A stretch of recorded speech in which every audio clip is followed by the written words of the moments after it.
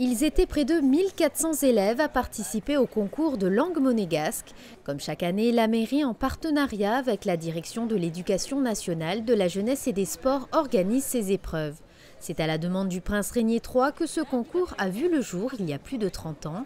Si le monégasque est un dialecte régional ligure, il n'en demeure pas moins une langue comme les autres. La langue, c'est le reflet de l'identité d'un peuple. Donc forcément, à travers la langue que l'on enseigne, c'est aussi la culture, ce que l'on est, la manière de penser d'un peuple. Donc c'est très important.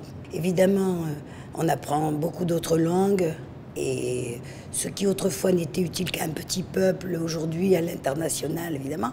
Mais c'est important, je pense, parce que ça permet aux enfants de savoir ce qu'ils sont, d'où ils viennent. Et je pense qu'aujourd'hui, justement, dans la mondialisation, c'est peut-être important de savoir ce que l'on est. Une dizaine de professeurs de monégasque dispensent chaque jour des cours dans les différents établissements de la principauté. Afin de récompenser le travail des élèves tout au long de l'année, les écoliers, collégiens et lycéens ont passé les épreuves écrites pour tenter d'accéder aux oraux.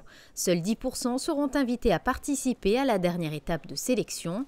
De la CM2 à la terminale, l'apprentissage de la langue monégasque est un vrai succès dans le monde scolaire.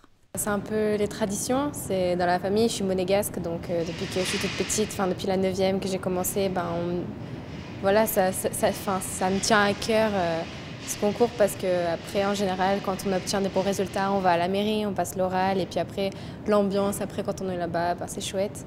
Et après, on est 2-3 filles à se connaître depuis la 9e et à toujours faire ce concours, à toujours être sélectionnées pour l'oral et donc du coup, j'aime bien l'ambiance et c'est pour ça que je continue monégasque et c'est pour ça que je vais continuer jusqu'au terminal. Les meilleurs candidats seront donc récompensés à l'occasion de la traditionnelle remise des prix qui se déroulera le lundi 23 juin à la mairie de Monaco.